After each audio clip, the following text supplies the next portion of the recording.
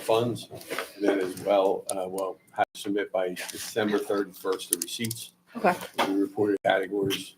And then we're also working on assuming some of the COPS grant reimbursement for the officers. And that's ongoing. Budget's in line with all our spending. Any questions regarding the financial advisor's report? All right. Police chief's report. It's here somewhere. Yeah. I would defer. He'll be right back. Okay. All right. So we'll pause, circle back to that. Fire chief? You'll have my written report at the next. Okay. Any information from the engineer? Yes, I have his report right here. JP's at a conference with the township engineers. His first is he would like to ask, we're going to ask in the agenda for the road program to be bid out for bid.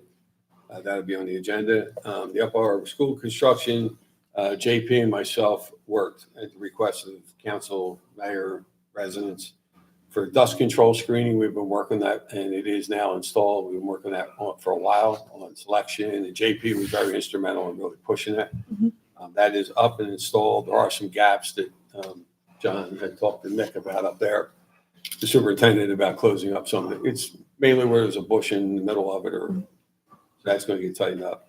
And working with small water shed grant for our Madison Avenue. We're continuing working that out. Okay. About it. Right.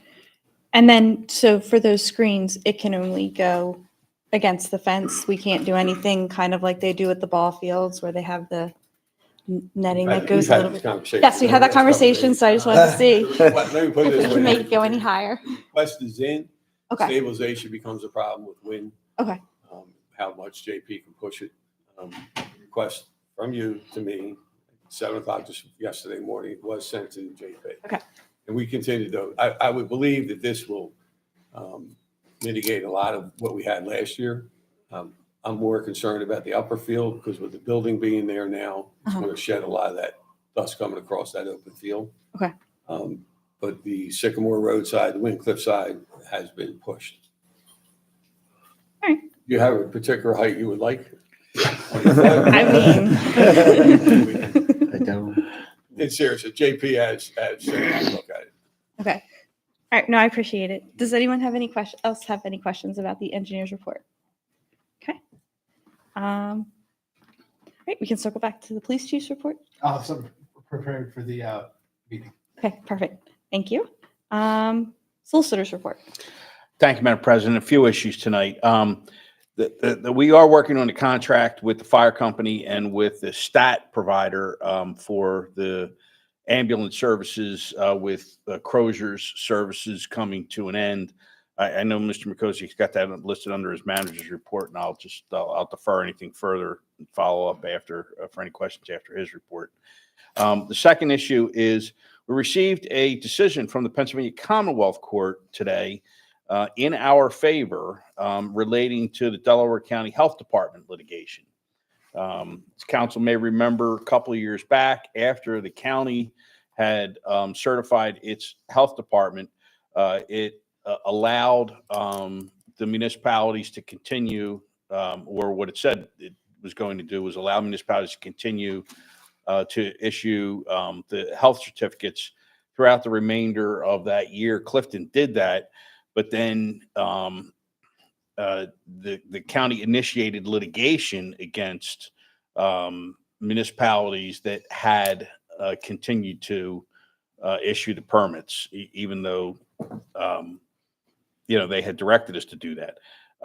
So that went through the Court of Common Pleas, where the municipalities were successful, and the county appealed that to the next level court up, which is the Commonwealth Court, and it issued a what they call a reported opinion today, which is I'll say a sort of a stronger version of just a regular ruling, where they ruled in favor of the municipalities, and where they basically indicated that the law that governs these health departments is that if you had a health department or a health officer at the time when the county began its health department, you are still able to continue the administration of local health services, including the health inspections, which we've done here. So we were pleased for that decision.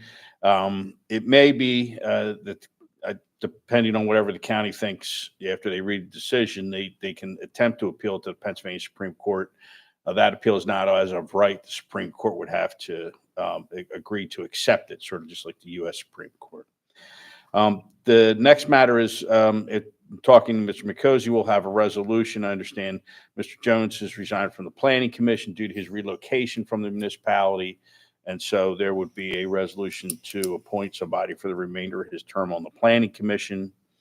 The next would be, we have had conversations probably over the last at least 9 months regarding a property in the borough at 15 Maple Terrace. Next to 15 Maple Terrace at the corner of Baltimore and Maple is the business, and I'm blanking on the name, it's the cleanup business. Service Master. Mr. Neef, Bob Neef owns that. And if you went by it at 15 Maple there is no house. What it just simply looks like is the sort of a driveway or a back lot to the Service Master property. It's existed like that for some time, is my understanding. It's the 15 and then 17 Maple Terrace is also a vacant lot that is paved over, which again, if you went by, it would kind of look like the parking lot for Service Master. The 15 is owned by the Borough of Clifton Heights. 17 is owned by the county's redevelopment authority. So you see that up on the screen there, and the telephone pole kind of splits the properties. Mr. Neef has asked the borough whether or not the borough would sell its property to him. So we have talked to him. The borough code would require, would not allow us to sell just directly to Mr. Neef. We would have to basically put the property out for bid. So I would ask at the meeting, I'll ask council's authorization to advertise. If you're in agreement, obviously, to do this, to advertise the sale of the 15 Maple Terrace property. It would have to be for, we would advertise it, you pick the highest, bid at that point in time. It would have to be for a fair market value, or else council could reject all bids. In other words, they couldn't just bid $5, hoping that they're the only bidder. Council You have to get an appraisal first that you know what. We're not required to get a full-blown appraisal, but my thought was I would at least perhaps go to a realtor and get a statement of value from a realtor. Give us some idea. It's a building lot in Clifton. I mean, so, I kind of have an idea about what that would be, but we want to get something to confirm what the fair market value would be. Unless council wants to, I probably wouldn't want to spend a few $1,000s to get a full-blown appraisal on it. But certainly a statement of value from a realtor as to what they think it would be.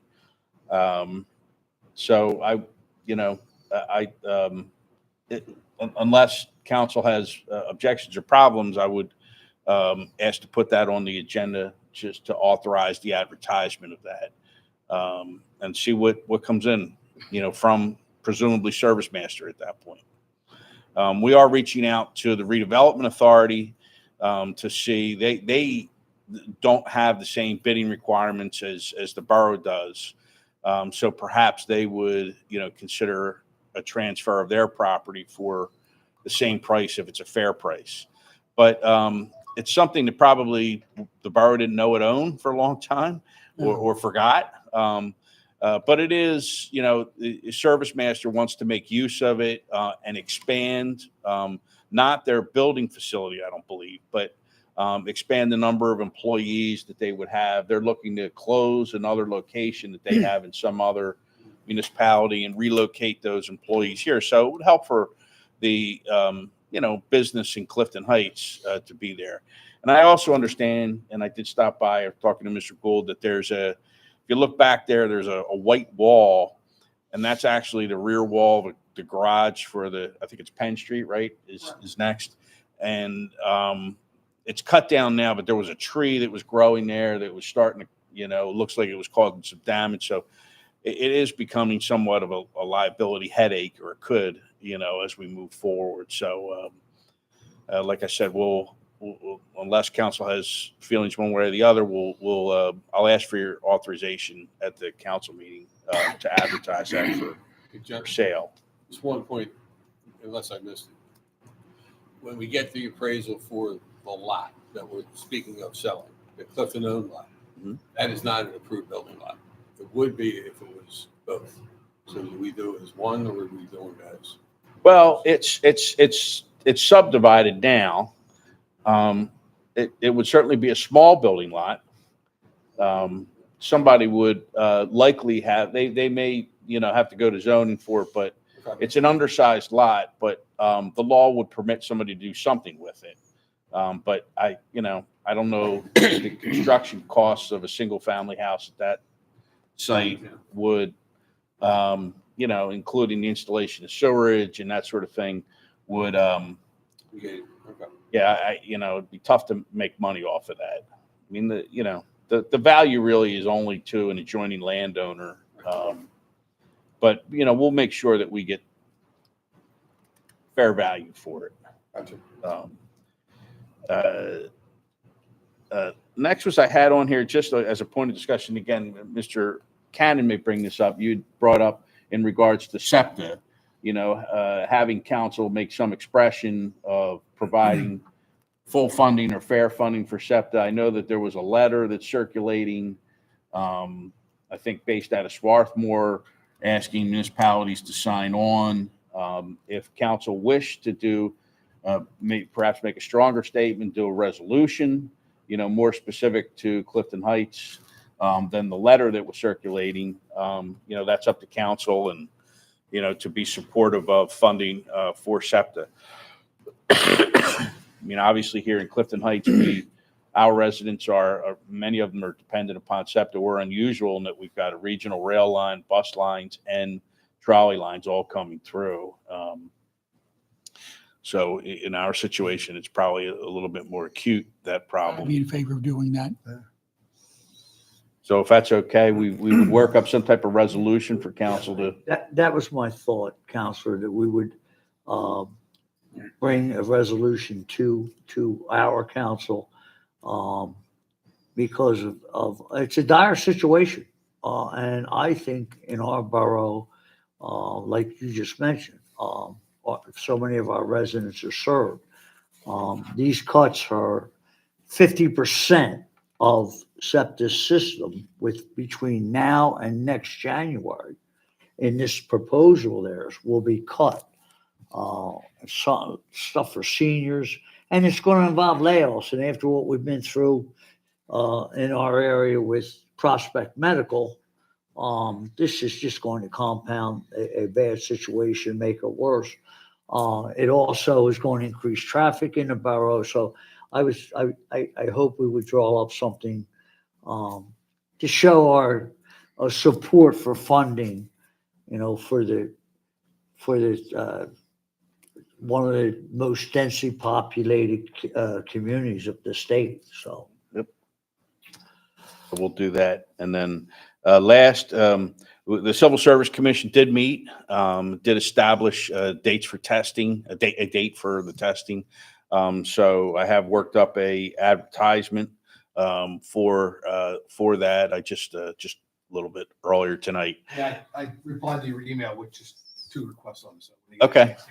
So the chiefs had the opportunity to look at that now, and so we will submit that advertising and notice for the civil service testing. Once again, it'll be conducted on June 21st, 2025. A little bit different. It'll be at the Delaware County Police Academy, located on the campus of the Delaware County Community College, and the physical test would be at 9:00. The written examination would be at 12:00. And then after that scoring, I guess the oral's not the same day, right? No, the orals will be determined after we have a passing list. So the top 10 applicants after the fitness and written examination scoring, if we have 10 applicants, move on to the oral examination at a different date. So, and then, so it could come to council as soon as presumably July. Yeah, well, I hope so. And that's all I have at this time, Madam President. Any questions for Mr. McLean? I just had a question about the parking. Is there any, does anybody look into, like, I know we have parking issues.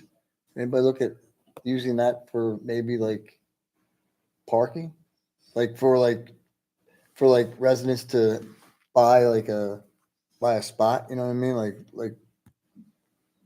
I mean, I don't know how many it would take, Do you have but any issues up in there? It's more. Maple Terrace, nah, no. nah, not at all. Rarely do we have any issues there. Is it close to anything that people might be able? Right next to it is the Rite Aid property that has yeah. probably over 50 parking spots in it that Oh, okay. after their closure, it's not used all that often. Oh. Glenwood. What's that? Across the street, we have what's it? Glenwood in the parking. Glenwood and parking. Yeah, Yeah. down a couple blocks, we have Glenwood Avenue, rather South Glenwood All Avenue, right. which is probably over 75 spots. Several of the houses have driveways on Maple Terrace. There's typically, during the day, there's typically spots available on the street. Yeah, it's 4 blocks up, it would have been perfect. That's what we- Good idea, though. Any other questions for Mr. McLean? All right. Community development and code enforcement, Mr. Gould. Thank you, Madam President. I will have my prepared report for the council meeting, but I'm happy to report that the Arlington location at the Clifton Heights Plaza, as well as the nail salon across the street at the new Clifton Heights Commons, should be opening in the next 60 days. I look forward to some new businesses there. Any questions for Mr. Gould?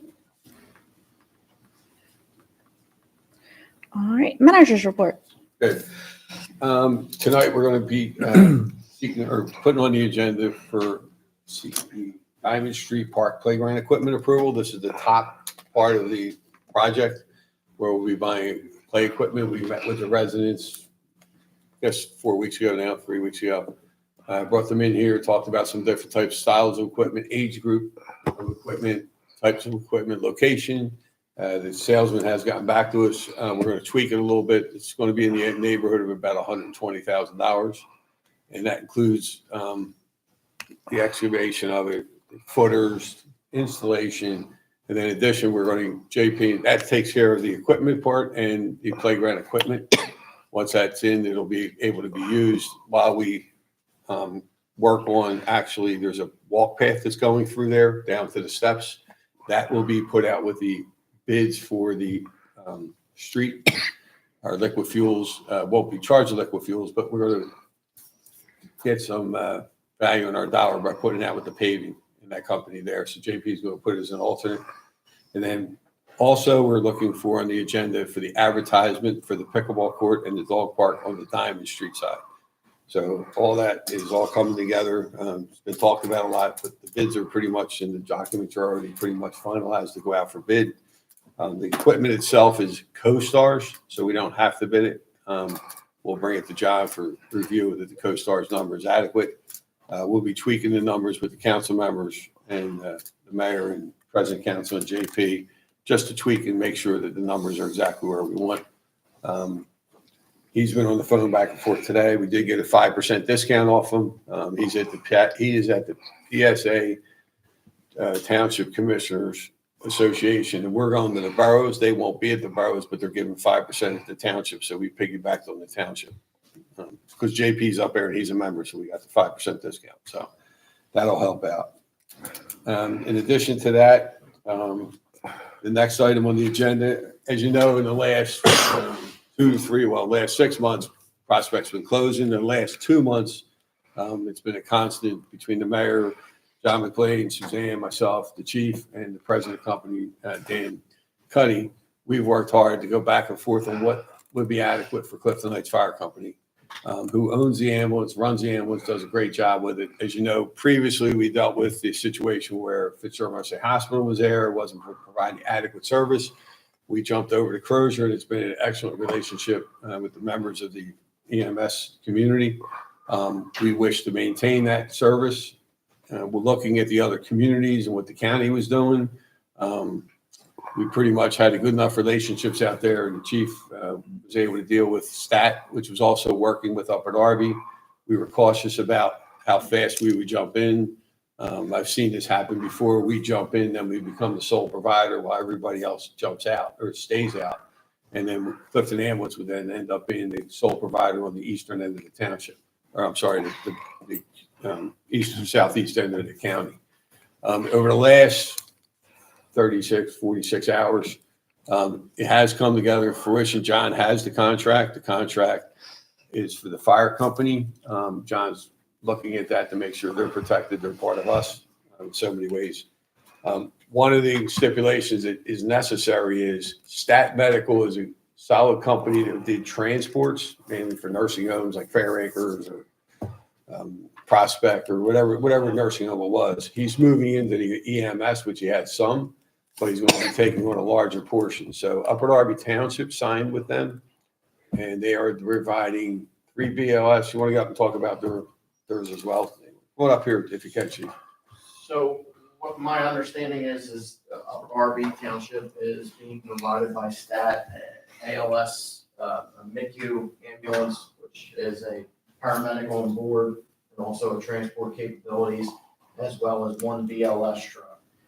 We are only BLS. Our medic service, our ALS service is provided still by Trinity Hospital, followed up by whatever Persia was doing, but as the other municipalities and that kind of stuff have signed on, I believe the county has put some ALS stuff in place on a temporary basis while they work on everything else. Our intention is to sign this contract with STAT once we get the blessing of our council and John McLean. Right now, we've had some communication problems with Persia as far as what their official end date is. We have heard nothing official from the higher ups. What we're getting is from the employees that have great working relationships in the firehouse, and they're the ones that are kind of telling us that they're done as of 7 a.m. tomorrow morning. There may be a small lapse in coverage between when they leave our firehouse and when staff is able to get up and running. I know they were planning on making calls this afternoon to try to get some employees in. Hopefully there will be no lapse in coverage, but if it happens, it will be minimal at most. But keep in mind, everybody around us still now has ambulances. Connersdale still has an ambulance. Lansdale still has an ambulance. So there will be ambulance service in the area.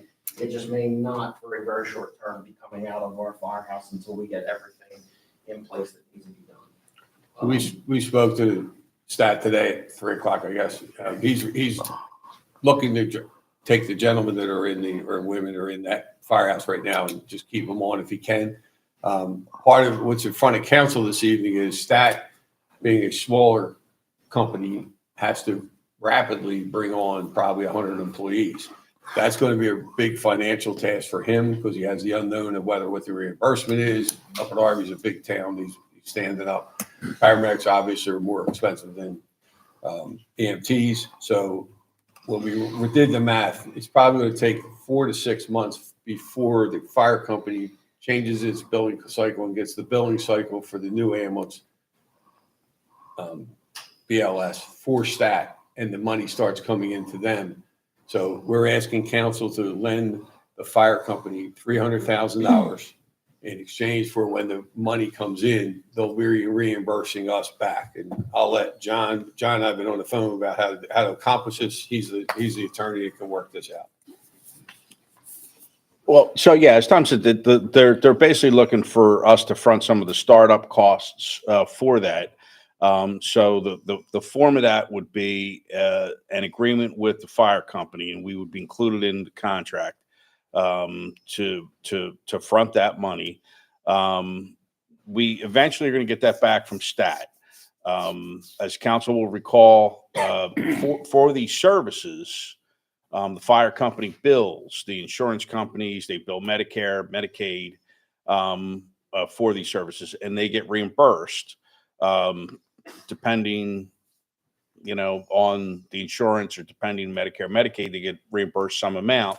And there was a split of the revenue between the staffing provider, in this case, it's still Crozier, and the fire company. So that would continue in the future. But what we would be writing in the contract is that for the period while this $300,000 is out there, 100% of the revenue billed would go to the fire company. Fire company would reimburse amounts back to the borough for that, and that we would take a security interest in those reimbursements from the revenue there, for the first, whatever it's going to take, 4 or 6 months or whatever. And then once that's paid off, then it would sort of just revert back to the regular revenue sharing portion of it. So in essence, like I said, we would be granting money on a loan, basically a loan condition to the fire company, and then the revenues that are generated by the service would be paying us back over that period of time. Is that, Chief, kind of the same? Is that what you're thinking is to? That's what the game plan is. Give them money for the startup so they can hire the necessary people. Most of them have already had agreements with Ron about going from Crozier to Stat. And then we would withhold whatever the percentages that we for the Stat. All the money comes into the fire company as far as the ambulance is concerned, and then we divvy it up based on whatever agreement we have with the provider. And then basically what we would do is withhold some of that is supposed to go to Stat to start reimbursing the borough back their funds until they're made whole. So the portion that would be going to Stat would be significantly less until you guys are squared away. Right. And to make sure, I mean, this isn't a situation where we're just going to give the money over to the fire company and they're going to hand $300,000 over to Stat. They're going to release it to them basically as staffing costs, as they go along based on whatever numbers they come up with. And, as they do the work, that will generate the billings. Billings run about 3 months behind. Yeah, it's about 3 months before we see the change. So we're still Crozier as of 7 a.m. tomorrow morning. We'll probably continue to see Crozier payments for the foreseeable future, probably for the next couple of months. We'll start seeing Stat coverage depending on how well they stay on top of their paperwork. The billing company is really good at getting out what needs to get out. So it could be 3 months before we start seeing Stat, the money between us and Stat, those costs start to generate. John, I get But you. the borough should be protected in that, again, it's, the fire company might release the first month of payroll to Stat. Stat would, perform for that 1 month, but let's say Stat just didn't do a good job and stopped, there would only be that 1 month out there, and we would get all of the billings for that month, from the fire company, so again, we should be protected, and we'll take what they call security interest then. So we should be protected, that we're not just going to, give them all this money and then be left high and dry. And we'll make sure that they provide us with the appropriate documentation as far as salaries and so we're giving them an adequate amount of money and we can match for it and that documentation. I have some questions. Like, when they do this, right now, I understand, well, a couple weeks ago, we had Crozier for basic life support. And didn't we have Crozier at the Sea Cane Firehouse? Is it? So there. So, Yeah. so what happened is, probably, I believe, in the middle of last year, Crozier changed their model. They were originally MICUs, which meant they had an ambulance and an EMT and a paramedic on board.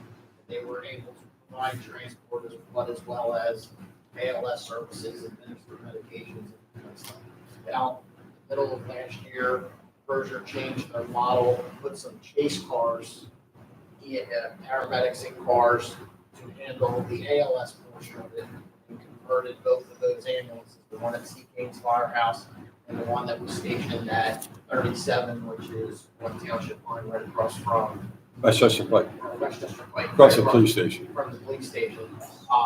There was an ambulance there as well, providing BLS services. Okay. Those ambulances, Stat has them. Stats in our station In now. your station now, and I believe the other ambulance is sitting at 37. So the coverage is still the same, and there's ALS covering the township as well. We still have an agreement with Trinity, so they're providing primary ALS services for the borough. And if they're unavailable, then we just go to the next two as far as run cards, so none of that will change. Okay. The interesting is none of the run cards, to my knowledge, talking to the chief of Upper Darby and you, our run cards stayed the same. So there's no other ambulances. It worked out perfect that Stat ends up in Upper Darby in the same locations as well as Clifton stays. If we keep that model, we should be just like, you wouldn't even know it changed. Right. The paramedics, I mean, the EMTs, where they work 8-hour shifts, 12-hour shifts. They work 12-hour shifts, so they come on at 7 a.m. Providing that Stat runs their same staffing for their employees. Berger, Fitz, and I'm assuming Stat will do the same thing, will be 12-hour shifts. So they're on at 7 a.m., they get done at 7 p.m. So to service Clifton, how many people did he need to hire? Well, that all depends on how they run their schedule. I believe when we were in Trinity, they had 8 people permanently stationed at our firehouse, 2 per shift, 4 shifts, and then they had some part-timers to fill in for call-outs or vacations or that kind of stuff. So you're probably talking 20 to 30 people to cover, depending on how they run their model. They may dedicate an entire crew to our station. We are trying to get a few that would be their home base, that they would stay. And when you have people that stay at a location, they take better care of things. So better Absolutely. housekeeping. We're hoping for that same kind of thing. But you're probably talking 20 people that they would have to hire in order to cover that. He's probably going to have to stand up between Upper Darby and Clifton alone with the 3 as there, the ALS, where he's probably got to hire somewhere between 80 to 100 people, full-time equivalents. He's going to have a lot of part-timers filling, but full-time equivalents, he's going to need upwards of 80 people. Like I said, I wanted to work. I would vote for it. I'm just concerned, because, my understanding is a lot of our Clifton people are Medicare, Medicaid reimbursements. And those reimbursements are not known for paying what it really costs to run it. It's the nature of the beast. Borough will see the money that they're willing to see that back. We hope that this coverage is for the long haul, but we saw where we were 2 years ago. Want the plan was for the best up until a lot of times it's been going well. And Roger has the big concern that we have with Trinity is that they were not available to cover our ambulance 24 hours a day, 7 days a week. Roger has provided that service for us without fail since the day they signed on. We hope for the best, but there's no guarantee for any of it. No, I'm just glad that we're not going to give this company $300,000 in one lump sum. We wouldn't let that happen. Yeah. One of the things I think council has to understand, John was the chairman of the county council. I was, in this pretty heavy from the fire side. I've been with the chief for a long time. Somewhere along the line, someone needs to step up and be the leader in the county. Yeah. The county's example of saying that this is a local municipality problem is in the law, and they're absolutely correct. The local municipality is responsible for fire protection, police protection, and EMS. The problem with this situation is that they control the AHS council, controls the run cards on where the chief can say the ambulance can and cannot go. So he can't say, as the chief of the fire company, I only want them on a run card and only want to deal with Clifton Heights, and I want to deal with Lansdowne only, and that's all I'm going. That ambulance tonight can end up in media. It can end up in, and the big fear we had, John knows and I know it, and the chief was, from our experience, until making sure that everybody else is filling these slots in before we made a full commitment. Was if Springfield didn't do it and Haverford did decide to pull back, if somebody pulls out, everything shifts like quickly, like very quickly. So I think now it's pretty much stable. I was on the phone with Monica Taylor on Friday night. The county standing up 3 ALS units for 3 months across the county to fill in the gaps for Crozier. But somebody has to step up, and I've been on the phone with some of the managers and all. I mean, there are towns that don't have an ambulance at all, and they're relying on other towns to do it. And what I mean by leadership, I'm not saying that the cost. Somebody needs to say across the county, this is where the ambulance needs are. Some towns have greater need because of population, businesses, the terminal, Chester, there's different, and they can pretty much check that out. So John tried it, for years, right? I mean, it's out there. Well, yeah, I mean, I think that this agreement will protect us financial wise in the borough, which is certainly, I mean, we have an obligation to provide emergency services, and the council stepping up to do that. And then certainly we have an obligation to be financial stewards of the taxpayers' money.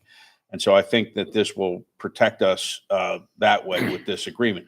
I mean, the provider that we've looked at here, Stat, is somebody that is run by somebody that understands, has been involved with 911 EMS services, although Stat, that wasn't their typical model in the past. But I think a lot of what is hoped for, and Chief can correct me if I'm wrong, that, a lot of these people that are here, we're basically changing uniforms, and we hope it will go that smoothly. And then, I mean, we talked about it a couple of years back when the ALS services were threatened to be withdrawn by Crozier, that really there needs to be regionalization and the authority model done here. Not to get too far afield, Madam President, but yesterday I attended the Pennsylvania State Association of Townships Solicitors Conference up in Hershey, and one of the topics at the end of the day was, the crisis in EMS and emergency services. And I thought, oh, good, this is probably a lot about, Delaware County. They didn't even mention Delaware County. I mean, this type of, the issue and problem of a pre-hospital healthcare treatment is done so many different ways all across the state, and including here in Delaware County. There's not one model. We're desperate. We're putting together 5 or 6 towns on the Chester Pike area for other clients to do it. And even from fire company to fire company that have ambulances, they do it different ways. Some bill like Clifton Heights does, for the services. Some the providers bill that and they pay them separately. I mean, so there's just so many different ways that, as they call it, pre-admission healthcare services are administered, that everybody's just struggling to, put something together. Now we're inventing the wheel, which, you don't like to do in government, but it's so far, I think, I hope that we'll, it's a solid plan that the mayor and everyone has come up with, and that, they can put that together. I don't know if Did that not the answers state it. legislature a year or two ago authorize regionalization of ambulance services? Is that not? There was a bill that allowed for the Municipalities Authorities Act to be amended to allow for countywide authorities for emergency medical services. It was introduced in a couple of different sessions, really didn't get anywhere. Again, not to get into it, it's faced some opposition from firefighters union in the western part of the, and townships also want the ability to do it themselves. So like any making a law, it's got to come together over some period of time. Hopefully this accelerates it. We're looking at perhaps looking at the Municipalities Authorities Act and interpreting it in such a way that authority already exists. It's a little bit of a stretch, but that's especially out in the Ashton area. I'm working with the solicitor that has out there. So again, it's sort of, we're inventing the wheel in a lot of ways. So to bring that up, of course, Chief, your professionalism, your company was excellent during this whole thing. 10 o'clock calls, early morning. So tell everybody there, we really appreciate your staying with council and the mayor and keeping in touch with you. Suzanne, this is on the agenda for approval. I would only ask if we could have the motion state that we looked at and reviewed by the solicitor and the manager to issue out the money.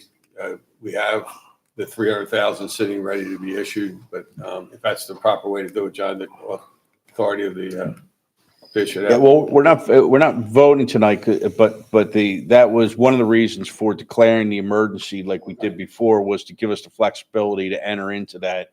I would think that we would have the full contract for ratification on the agenda. We could start sooner than that, and then have council ratify the contract at the regular council meeting. I would just issue out as we go. Or Yes. okay. Yeah. All right. Okay. All right. Next up. Next up, we need permission to advertise the Glenwood Avenue project for pickleball court and dog park, which will be on the agenda. We have a new member being requested for council for approval, Erica Schneider, lives at 145 Academy Road. We did some research. We have one of the wards does not have a planning commission member on it. So Suzanne thought it'd be good to reach out in that area. I personally know Erica for a long time. I know Destiny. I highly recommend her. So that'll be on the agenda. Our 501c3 submissions are due May 15th. They're out and we're coming back in. Also, the school district permit for the 4th of July. The chief and I were a little bit nervous about firing off fireworks, but we will have a fireworks show we have the actual contract, but as far as the permit at the field, we were a little bit where it's going to be. We've worked that out with the school district. We will have a permit, the insurance requirement. We're going to have to add a little bit into the policy about the equipment that's up there, a couple trailers, bulldozers, things like that. I don't anticipate any problems, but just in case. So that is all set and ready to go. The newsletter is in the mail on its way out, and we'll have a lot of details on that. And our truck is here for the battery repair, and the mayor wants to talk about where we're at with that as far as the programs when he gets his thing. That's about it. Any questions for manager? Yeah, just one. That we had a real good relationship with Crozier Chester over the years. I would have to believe that there's outstanding payments from insurance companies that would be paid to Prospect and then to the fire company. Do we, or should we have any concern because of the way Prospect has dealt with the community, not only our community, but the whole county, that we may not see those payments?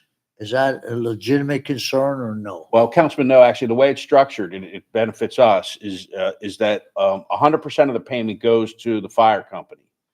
And then the fire company pays out to Crozier its piece. So we hold the money first. I'm just a little leery of Prospect Medical Holdings. I would agree, yeah. We need approval. There'll be on the agenda approval or a motion for council members to attend the annual conference, which is permitted by the Borough Code. Will be on the agenda. Any other questions for Mr. McCosy? Okay. All right. Now we have council reports. Mr. Swan, I don't have anything right now. Mr. Resnick. One thing for the board, Scouts are doing a car wash this Saturday morning, so we hope anybody turns out and needs a car wash Saturday, St. Stephen's. That's it. What time? 9 to 1. 9 to 1. Praying it stays sunny. Okay. Mr. Fagioli? Yeah, I just like to wish all the Clifton moms happy Mother's Day. Mr. Cannon?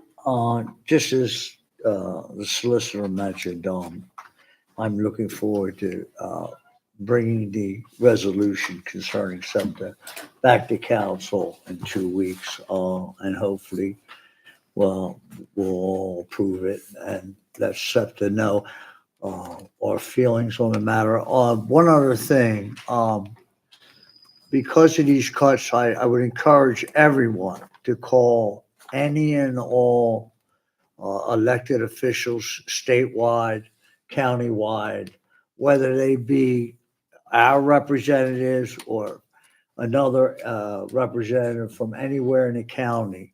From what I understand, they are on board, but the more calls they receive, I'm sure it would help them in Harrisburg to convince other legislators that this funding should come to Delaware County, because it's only right for the county. It's one of the densest populated in the state.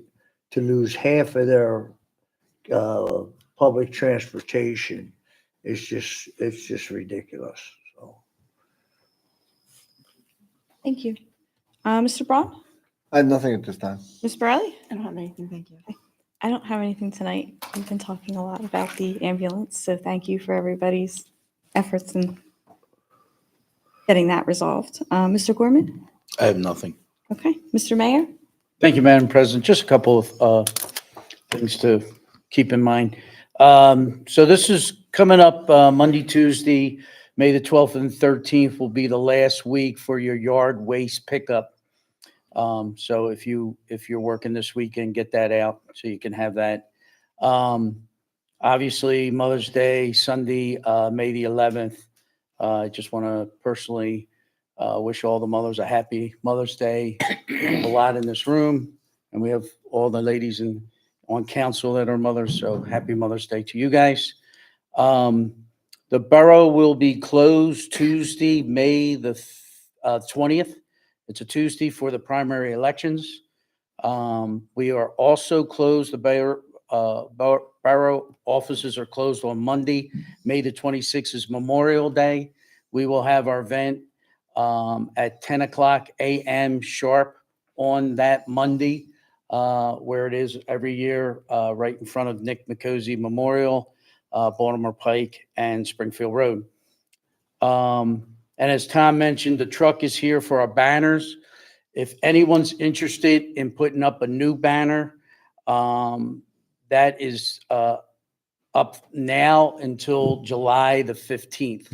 So you have till today, till July the 15th. You will contact the American Legions.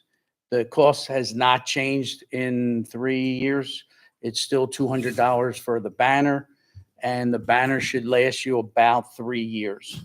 So after that, you might have to buy another banner. If it's in good shape, you're good. But if it's ripped or whatever, and you want to replace it, it's the same amount of money. It's $200, and you will be contacting those guys for payment, and then we will, as the borough, will make sure it gets up. We're going to maintain them as the best we can once we get that truck up and running.